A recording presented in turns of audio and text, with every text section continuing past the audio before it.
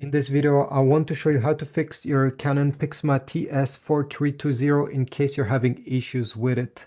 Most people will experience Wi-Fi problems, but to be honest, myself, I had problem with this printer and I'm not even sure they're related to Wi-Fi. The first thing you need to try once you encounter any issues is to go on the back of the printer and you simply unplug it from the wall socket.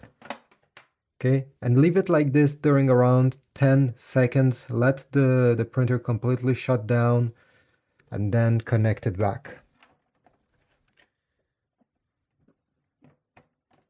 Great. Press the power button and let me press it on again, and usually this will fix, I would say, at least 80% of the issues. Now you may have other problems. Sometimes you're gonna get this light over here, the first one, flashing. And if it's flashing, most of the time it will mean that you don't have enough paper in the paper tray.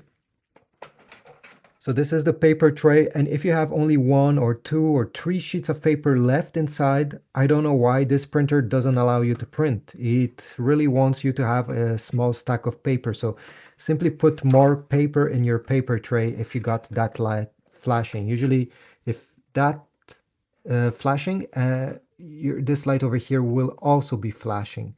So yeah, that's another thing to keep in mind.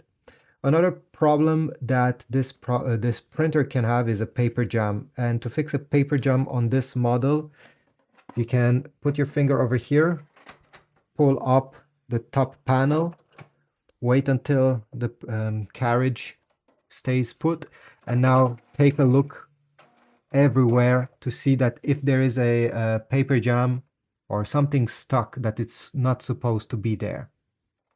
If nothing is wrong, you can always go on the back of this printer. It has this small door that you can open here, and usually you're gonna find your paper jam right there.